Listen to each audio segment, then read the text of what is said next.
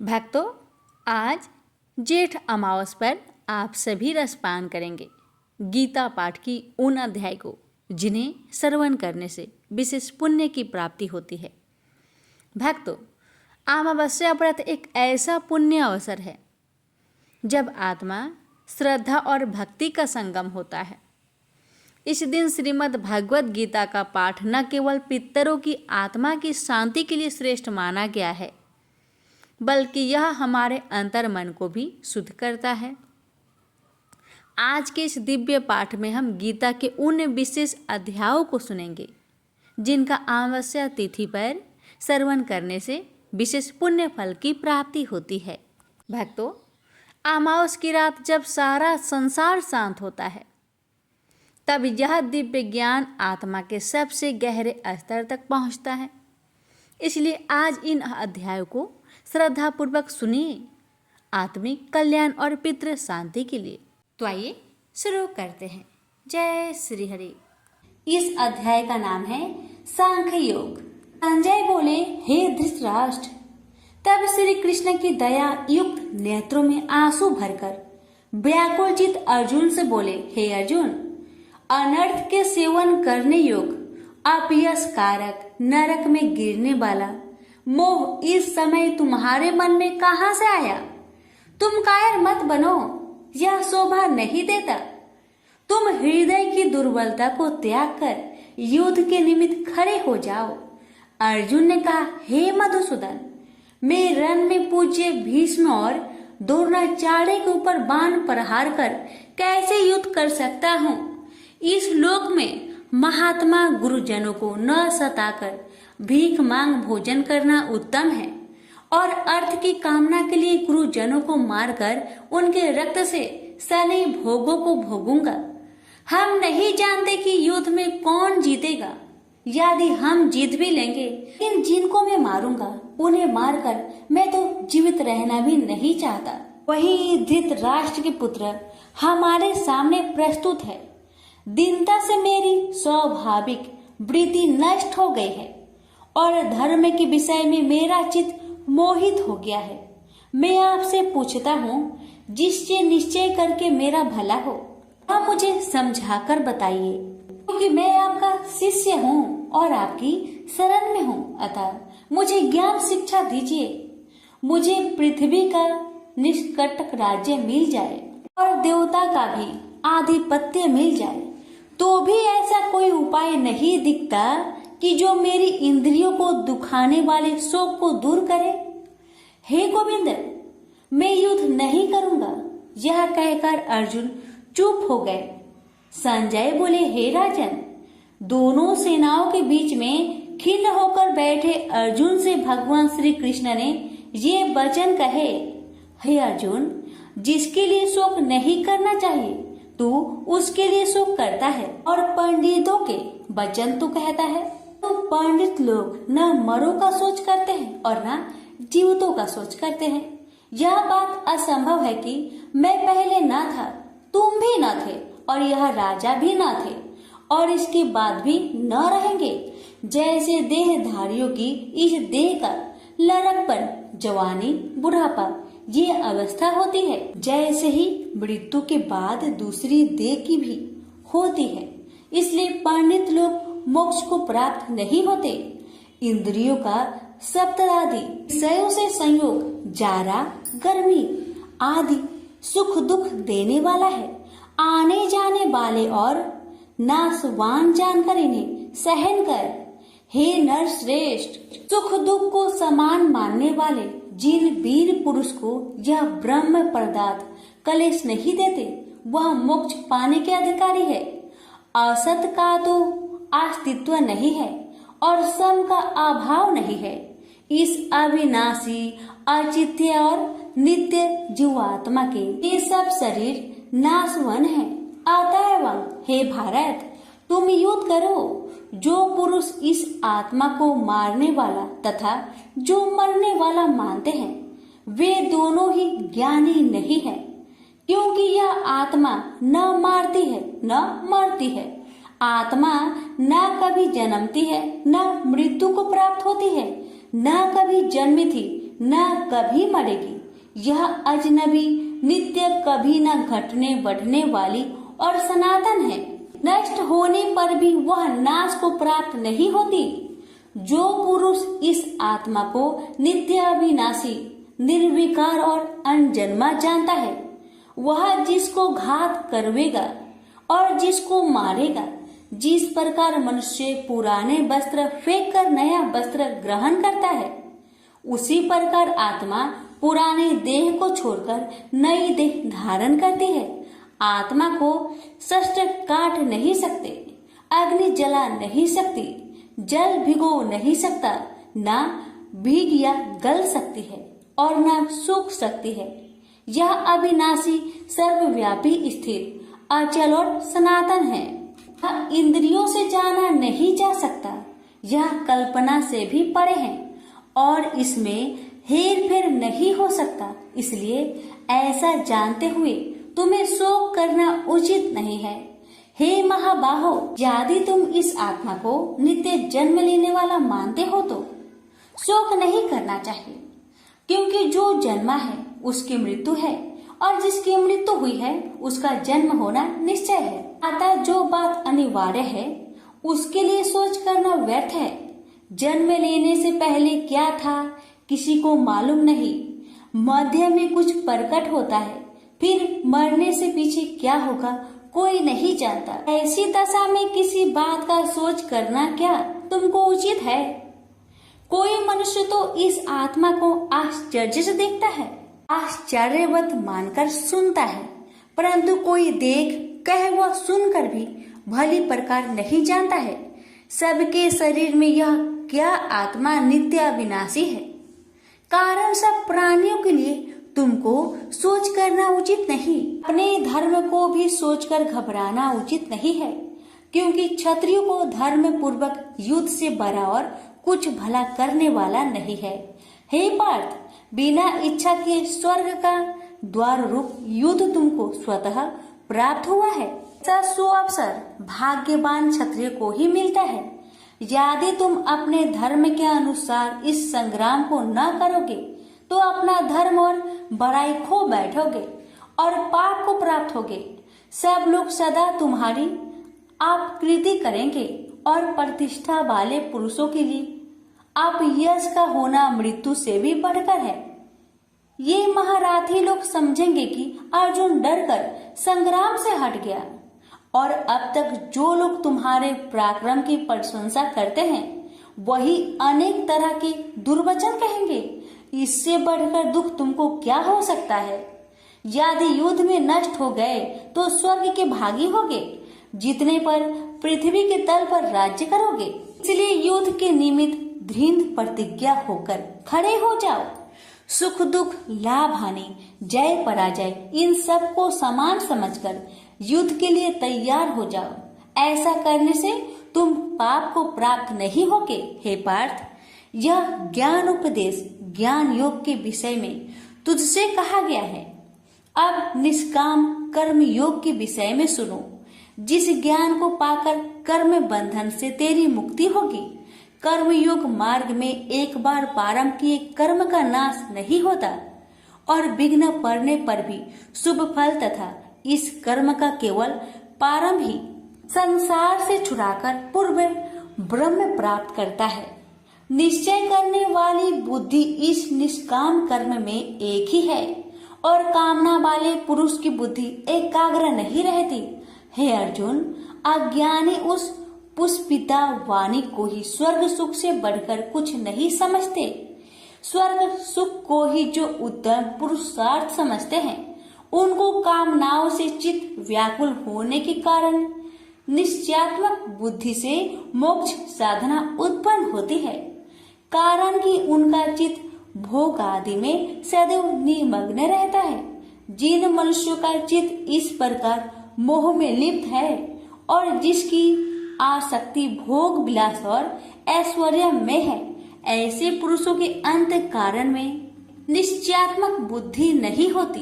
हे अर्जुन, वेद त्रिगुणात्मक सकाम है, तुम निष्काम हो जाओ। सुख दुख को समान जानकर नित्य क्षेम आदि स्वार्थों में ना पड़कर धीरजवान और आत्मनिष्ठ हो।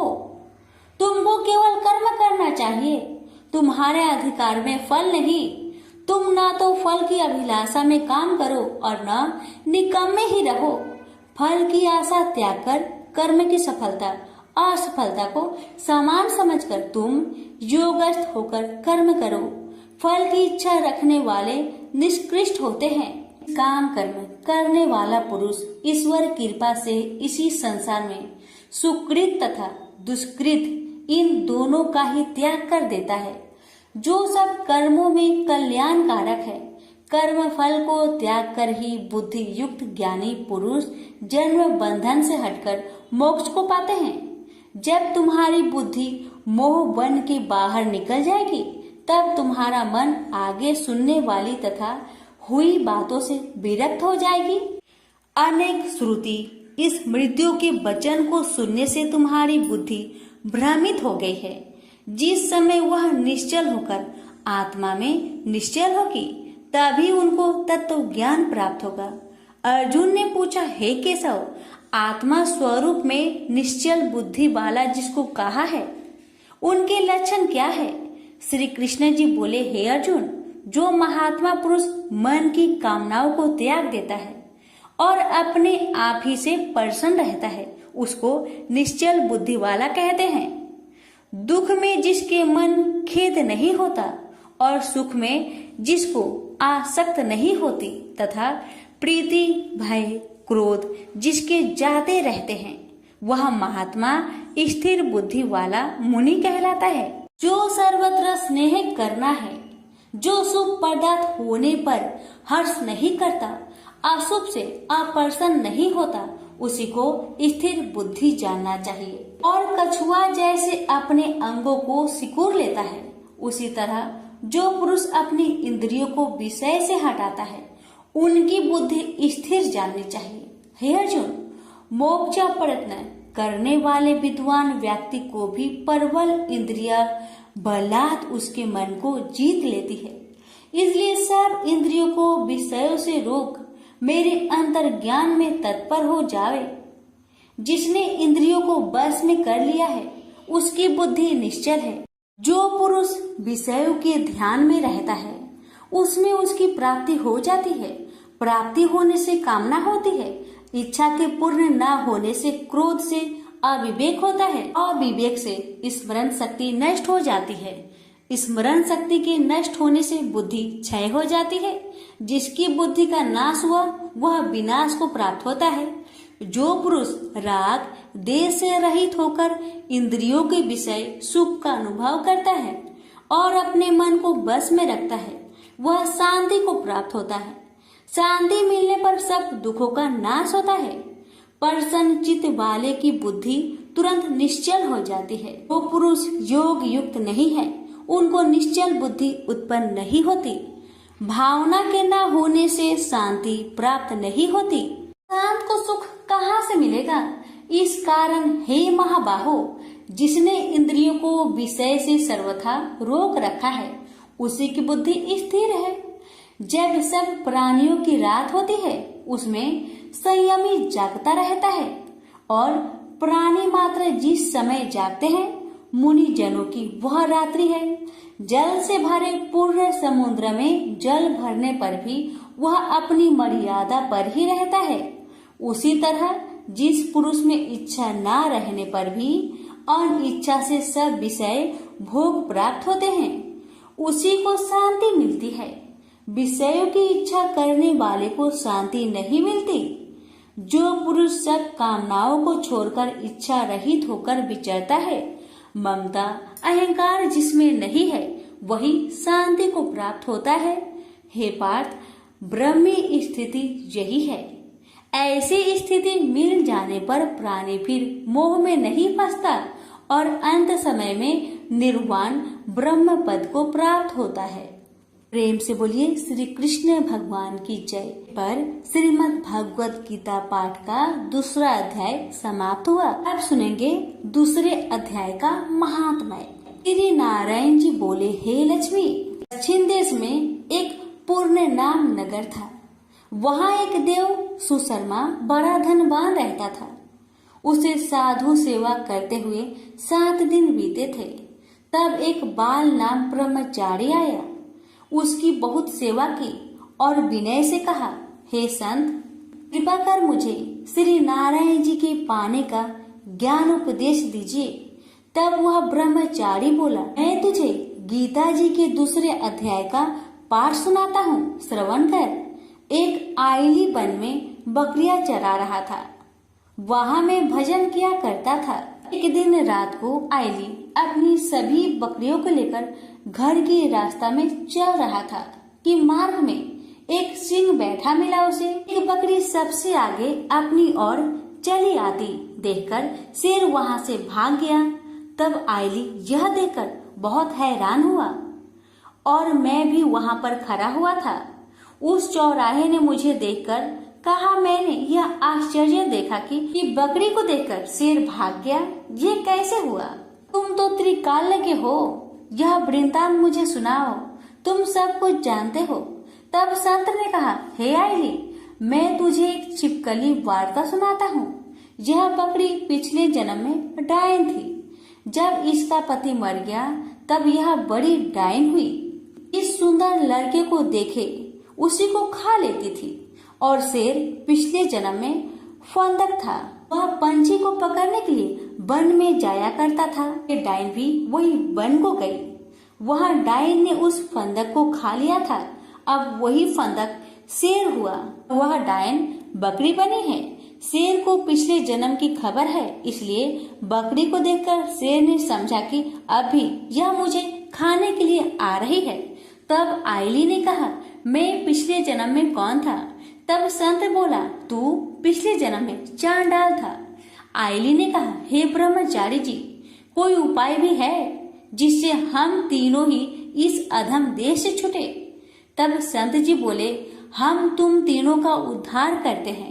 ये कहकर संत जी ने जब गीता जी के अक्षर सुनाए तो उनको सुनते ही तुरंत आकाश से विमान आए और उन तीनों को विमानों में बैठाकर वैकुंठ लोक को ले गए। अधम देह से छूटकर देव देही पाई और देव सुशर्मा भी ज्ञान को सुन मोक्ष को प्राप्त हुआ और देव देही पाकर वैकुंठ को गया। तब श्री नारायण जी ने कहा, हे लक्ष्मी जी, जो मनुष्य श्री नारायण जी के ज्ञान को पढ़े सुने वह अवश्य मुक्ति को प्राप्त होता है। प्रेम से बोलिए लक्ष्मी नारायण की जय। यहीं पर हमारी गीता पाठ का दूसरा अध्याय का महात्म्य समाप्त हुआ। श्री कृष्ण भगवान बोले, हे पार्थ, जो मुझ में मन लगाकर मेरे में ही आश्रय लेकर योगा अभ्यास करते हुए मेरे स्वरूप का संचय रहित पूर्ण ज्ञान प्राप्त होगा, सो सुनो, विज्ञान के सहित वह पूर्ण ज्ञान में तुम्हें सुनाता हूँ, जिसके जानने से तुमको इस लोक में और कुछ जानना शेष न रहेगा। सहस्त्रों मनुष्य में से कोई एक सिद्धि प्राप्त के लिए यत्न करता है। उन यत्न करने वाले सिद्धों में से कोई बिरला ही मुझे ठीक जान पड़ता है। पृथ्वी, जल, अग्नि, वायु, आकाश, मन, बुद्धि और अहंकार, यह 8 प्रकार की मेरी प्रकृति माया है। इस प्रकृति को अपरा अचेतन अर्थात जड़ कहते हैं। और हे महाबाहो, इससे दूसरी प्रकृति चेतन है, जिसने संपूर्ण जगत धारण किया है। इन्हीं प्रकृतियों से सब प्राणी मात्र उत्पन्न होते हैं। ऐसा जानो, यह प्रकृतियां हमसे ही उत्पन्न हुई है। इस तरह सब जगत की उत्पत्ति और प्रलय का कारण मैं ही हूँ। हे धनंजय, जिस प्रकार धागे में मणि पिराई जाती है, उसी भांति यह सब संसार मुझसे परे और कुछ भी नहीं। हे कुंती पुत्र, जल में रस में मैं ही हूँ, चंद्रमा और सूर्य में प्रकाश में मैं ही हूँ, सब वेदों का सार मैं ही हूँ, आकाश में शब्द तथा पुरुष में पौरुष मैं ही हूँ। हे अर्जुन, पृथ्वी में सुगंध तथा अग्नि में तेज रूप मैं ही हूँ। सब प्राणियों में जीवन और तपस्वियों का तप मैं ही हूँ। हे पार्थ, समस्त प्राणियों में सनातन बीज रूप मुझको ही जानना।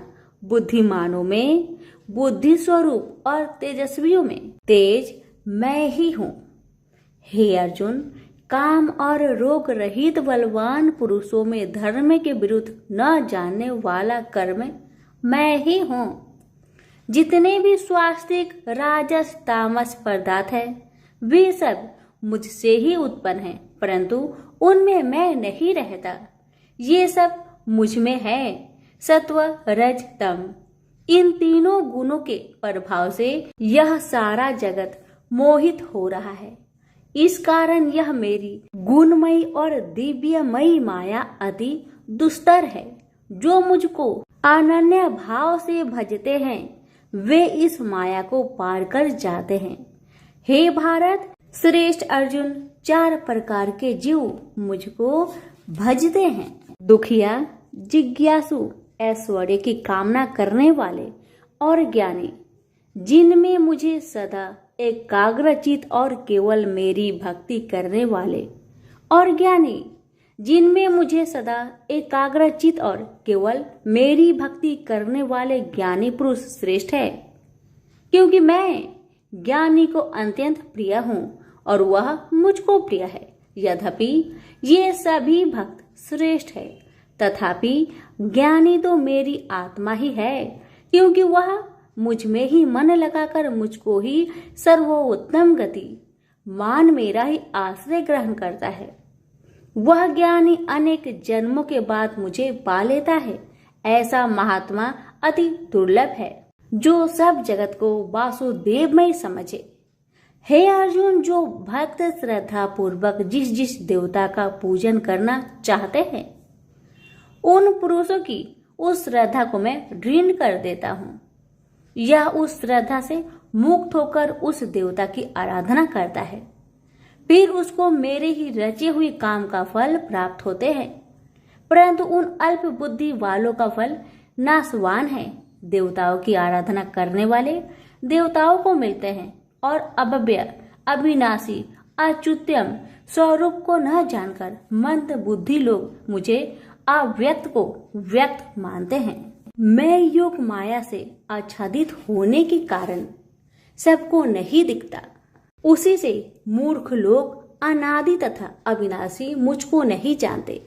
हे अर्जुन, मैं भूत भविष्य और वर्तमान के सभी प्राणियों को ही जानता हूँ, पर मुझे कोई भी नहीं जानता। हे भारत, हे परम तप, इच्छा और देश से उत्पन्न होने वाले सुख दुख आदि धंधों के मोह से जगत के सभी प्राणी भ्रम में फंस जाते हैं। जिन पुण्य आत्माओं के पाप नष्ट हो गए हैं वह पुरुष दृढ़ मोह से छूटकर दृढ़ निश्चय करके मेरी भक्ति करते हैं। जो आश्रय लेकर जीवन मरण से दूर करने के अर्थ प्रयत्न करते हैं वे पुरुष ब्रह्मा आत्मज्ञान अपने चित्त को निश्चल रखकर उसका संगम करता है और अंत कारण की समाधि लगाता है। जिस अवस्था में योग अभ्यास के कारण चित्त का वेग रुक रुक कर विषयों से पृथक होने लगता है और जब शुद्ध अंतःकरण से आत्मा को देखकर आत्मा में ही संतुष्ट होता है, जिस अवस्था में वह अत्यंत सुख जो इंद्रियों द्वारा जाना नहीं जा सकता वर्णन केवल बुद्धि से ही जाना जाता है, और जब वह योगी अनुभव करता है तब आत्मा स्वरूप में स्थिर हो उससे विचलित नहीं होता। इस अवस्था को पाकर फिर और कोई लाभ उसको अच्छा नहीं लगता और जहाँ स्थिर होने पर और कोई बड़ा भारी दुख उसको वहां से चलायमान नहीं कर सकता। इस अवस्था को दुख संयोग वियोग कारक नामक योग जानना हो तो योग निर्विकल्प चित्त से निश्चय करके जानना चाहिए। संकल्प से उत्पन्न होने वाला समस्त कामनाओं को त्याग कर और मन ही मन में सकल इंद्रियों को चारों ओर से रोक रोक कर धैर्य के साथ बुद्धि को अपने अधीन कर धीरे धीरे विषय से दूर हटा ले।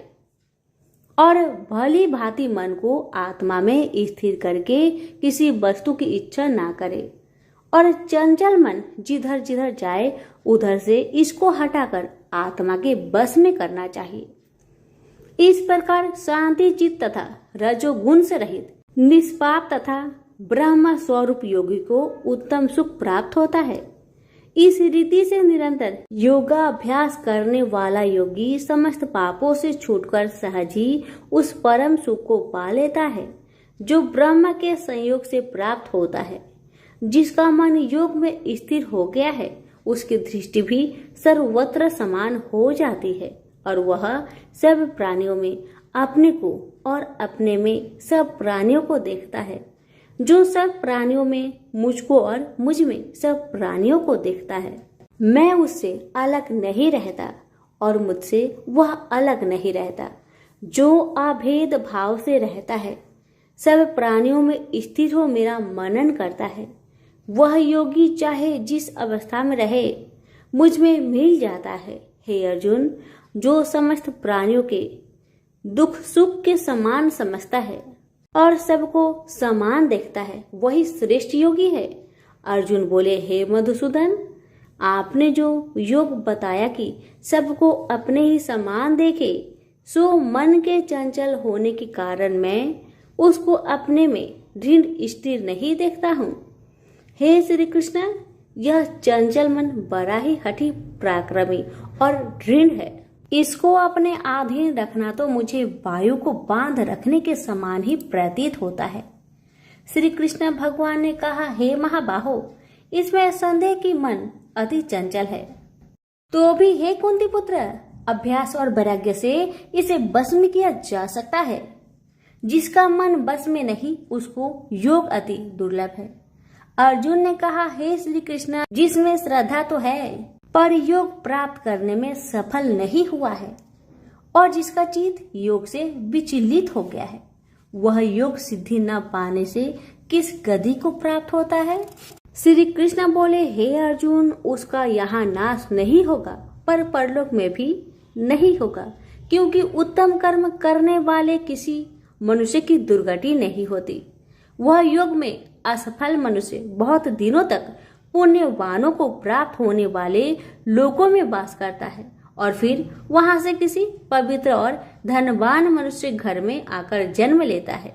इस प्रकार का जन्म पाना भी इस लोक में बड़ा दुर्लभ है। हे कुरुनंदन, यह योगियों के बस में जन्म लेकर पूर्व जन्म की बुद्धि संस्कार अर्थात आत्मज्ञान को पाता है और उससे अधिक सिद्धि के लिए यत्न करता हूँ।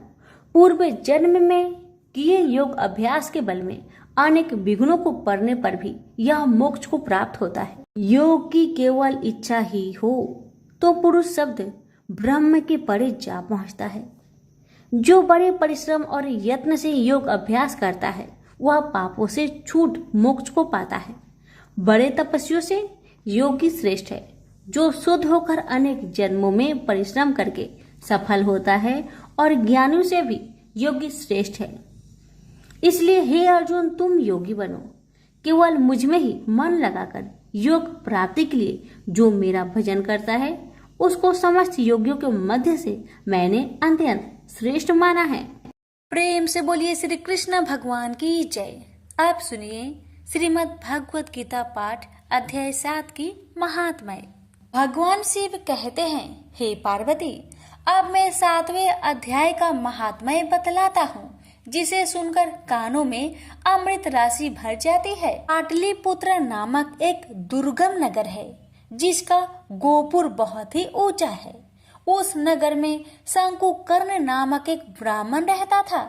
उसने वेश्यावृत्ति का आश्रय लेकर बहुत धन कमाया, किंतु ना तो कभी पितरों का तर्पण किया और ना देवताओं का पूजन ही। वह धनोपार्जन में तत्पर होकर राजाओं को ही भोज दिया करता था। एक समय की बात है, उस ब्राह्मण ने अपना चौथा विवाह करने के लिए पुत्र और बंधुओं के साथ यात्रा की।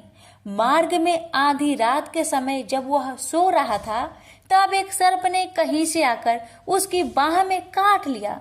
उसके काटते ही ऐसी अवस्था हो गई कि मणि, मंत्र और औषधि आदि से भी उसके शरीर की रक्षा असाध्य जान पड़ी।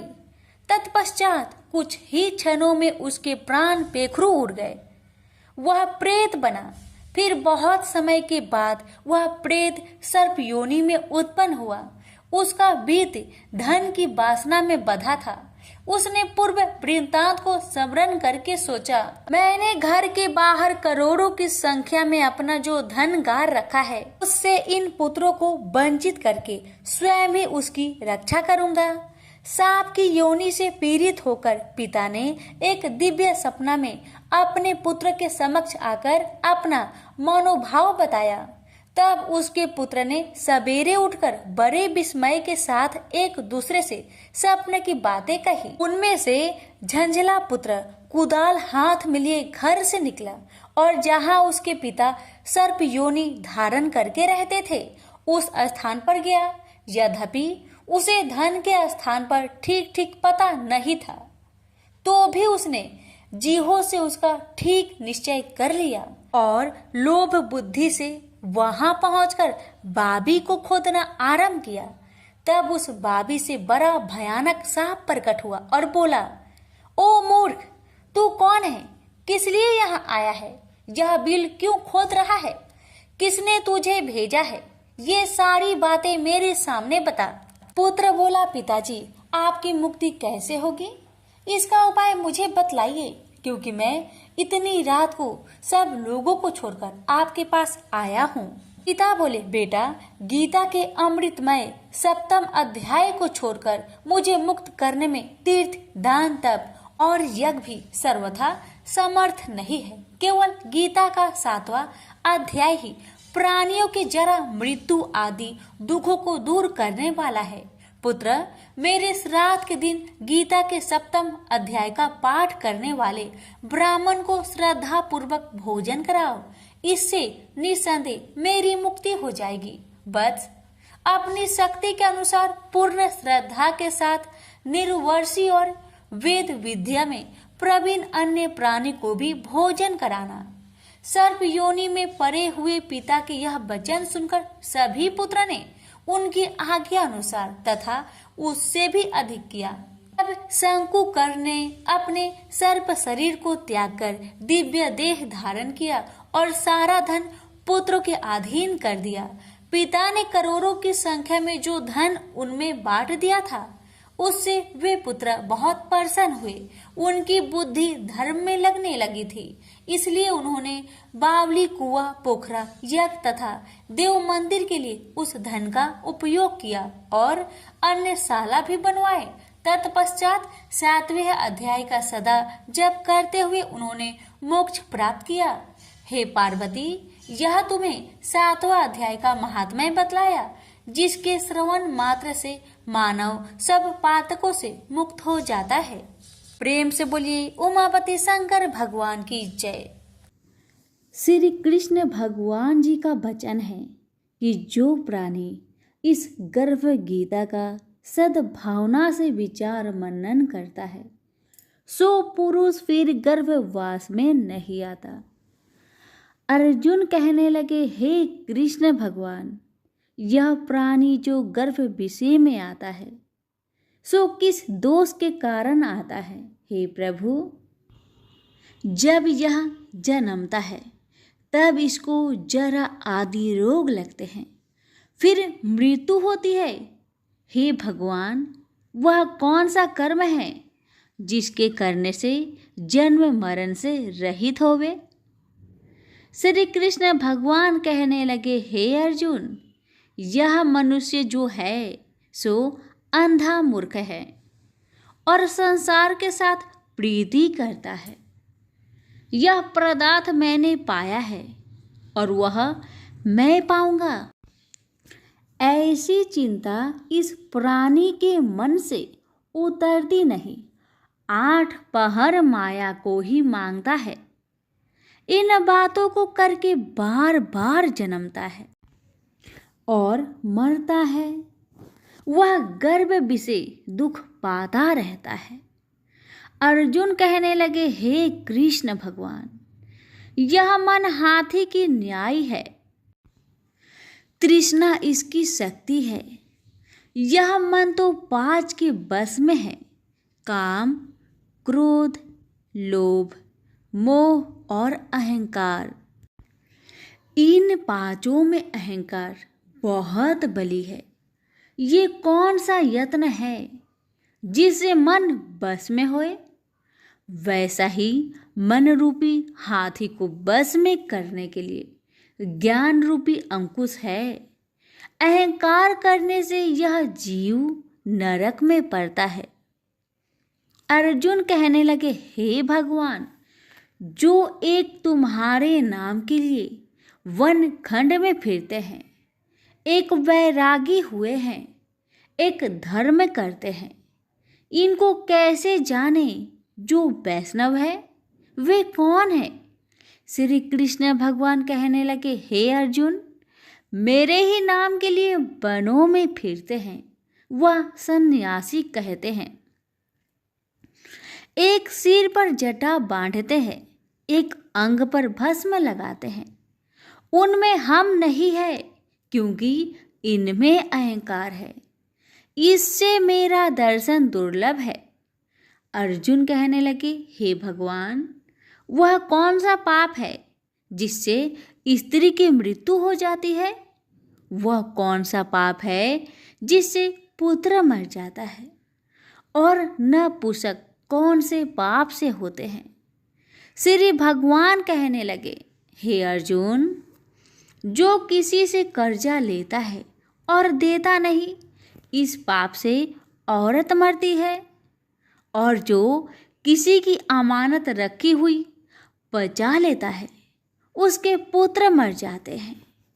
जो किसी का कार्य किसी के गोचर आए पड़े और वह जबानी कहे कि मैं तेरा कार्य सबसे पहले कर दूंगा, और जब समय आए तब उसका कार्य ना करे, इस पाप से नपुंसक हो जाता है। ये बड़े पाप है। अर्जुन कहने लगे, हे भगवान, कौन पाप से मनुष्य सदैव रोगी रहता है? किस पाप से गधे का जन्म पाता है, स्त्री का जन्म पाता है, तथा टट्टू का जन्म क्यों कर पाता है? और बिल्ली का जन्म किस पाप से होता है? श्री भगवान कहने लगे, हे अर्जुन, जो भी मनुष्य कन्यादान करते हैं और इस दान में मूल्य लेते हैं, वे दोषी है। वे मनुष्य सदा रोगी रहते हैं। जो विषय विकार के वास्ते मदिरा पान करते हैं, वे टट्टू का जन्म पाते हैं। और जो झूठी गवाही भरते हैं, वह औरत का जन्म पाता है। जो रसोई बना के पहले आप भोजन कर लेती है और पीछे परमेश्वर को अर्पण करती है, तो वे बिल्ली का जन्म पाती है। और जो मनुष्य अपनी झूठी वस्तु दान करते हैं, औरत का जन्म पाते हैं, वह गुलाम औरतें होती है। अर्जुन कहने लगे, हे भगवान, कई मनुष्यों को आपने स्वर्ण दिया है, सो उन्होंने कौन सा पुण्य किया है? और कई मनुष्यों को आपने हाथी घोड़ा रथ दिए हैं, उन्होंने कौन सा पुण्य किया है?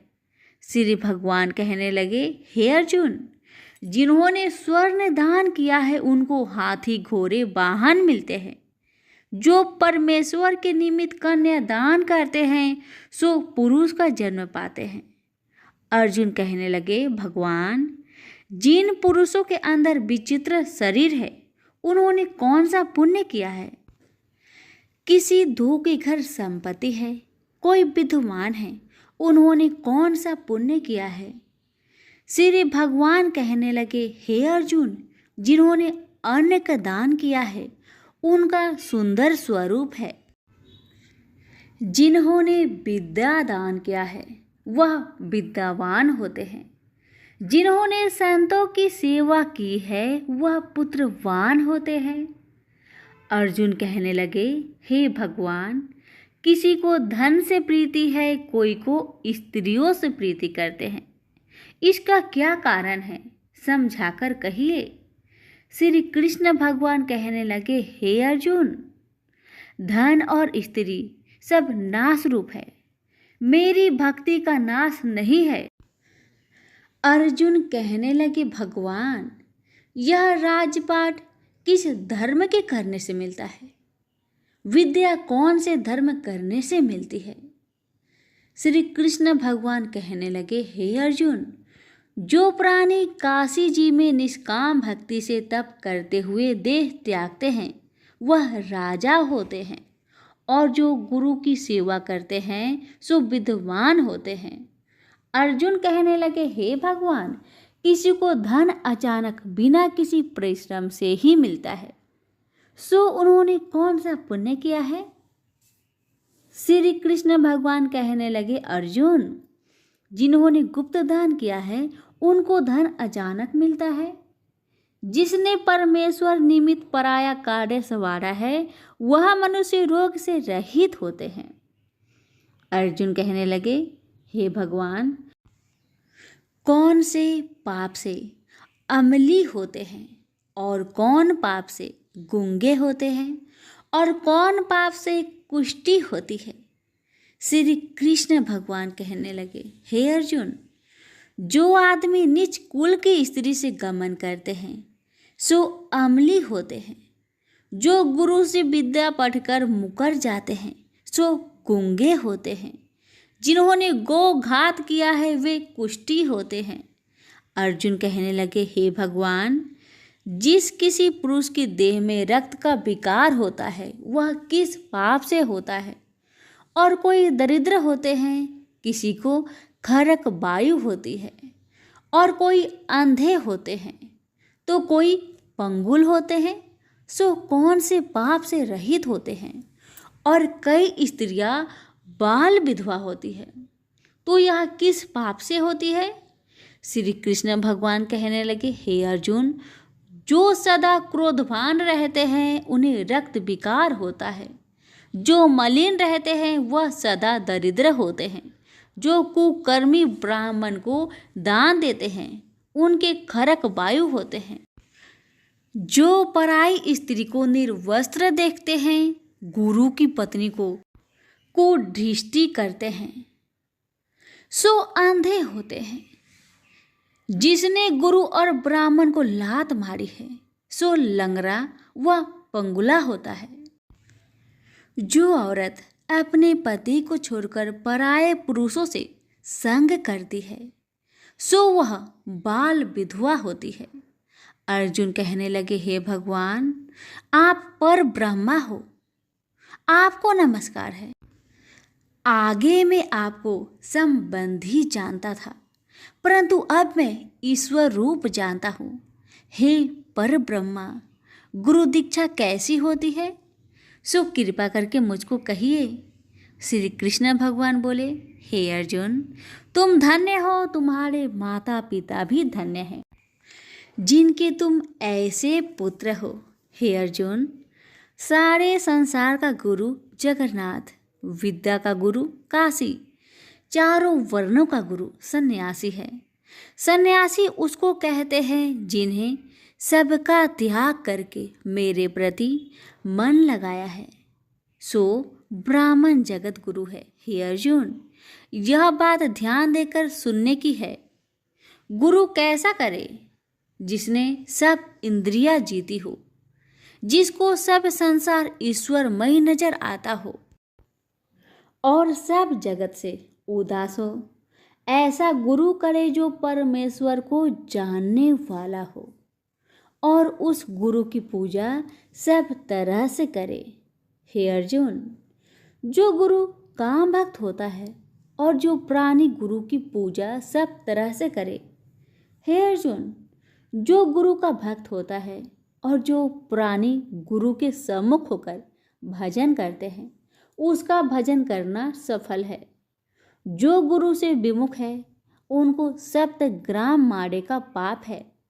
गुरु से विमुख प्राणी दर्शन करने योग्य नहीं होते। जो गृहस्थी संसार में गुरु के बिना है चांडाल के समान है। जिस तरह मदिरा का भंडार हो उसमें जो गंगा जल है सो अपवित्र है, इसी तरह गुरु से विमुख का भजन सदा अपवित्र होता है, उसके हाथ का देवता भी नहीं लेते, उसके सब कर्म निष्फल है। कुकर, शुकर, गंधर्व, काग, ये सब की सब योनियों में बड़ी खोटी योनि है। इन सब से यह मनुष्य खोटा है जो गुरु नहीं करता। गुरु बिना गति नहीं होती, यह अवश्य नरक को जाएगा। गुरु दीक्षा बिना प्राणी के सब कर्म निष्फल होते हैं। हे अर्जुन, जैसे चारों वर्णों को मेरी भक्ति करना योग है, तैसे गुरुधार के गुरु भक्ति करना योग है। जैसे गंगा नदियों में उत्तम है, सब व्रतों में एकादशी का व्रत श्रेष्ठ है, वैसे ही अर्जुन शुभ कर्मों में गुरु सेवा उत्तम है। गुरु दीक्षा बिना प्राणी पशु योनि पाता है। जो धर्म भी करता है सो पशु योनि में फल भोगता है, 84 योनियों में भ्रमता रहता है। अर्जुन कहने लगे, हे श्री कृष्ण भगवान, गुरु दीक्षा क्या वस्तु है? कृष्ण भगवान कहने लगे, हे अर्जुन, धन्य जन्म है तेरा जिसने यह प्रश्न किया है, तू धन्य है। गुरु दीक्षा के 2 अक्षर है, हरिओम। इन अक्षरों को गुरु कहता है। यह चारों वर्णों को अपनाना श्रेष्ठ है। हे अर्जुन, जो गुरु की सेवा करता है उस पर मेरी प्रसन्नता है। वह 84 से छूट जाएगा, जन्म मरण से रहित हो, नरक नहीं भोगता। गुरु की सेवा करता है उसको कई अश्वमेघ यज्ञ के पुण्य का फल मिलता है। गुरु की सेवा मेरी सेवा है। हे अर्जुन, हमारे तुम्हारे संवाद को जो पढ़े सो गर्भ के दुख से बचेंगे, 84 कट जाएगी। इसी से इस पाठ का नाम गर्भ गीता है। श्री कृष्ण भगवान जी के मुख से अर्जुन ने श्रवण की है, गुरु दीक्षा लेना उत्तम कर्म है। उसका फल है कि नरक से वह 84 जीव से बचा रहता है। भगवान बहुत प्रसन्न होते हैं। सभी प्रेम से बोलिए श्री कृष्ण भगवान की जय। अगर आपको हमारी सुनाई हुई कथा कहानी अच्छी लग रही है तो लाइक शेयर अवश्य करें। धन्यवाद।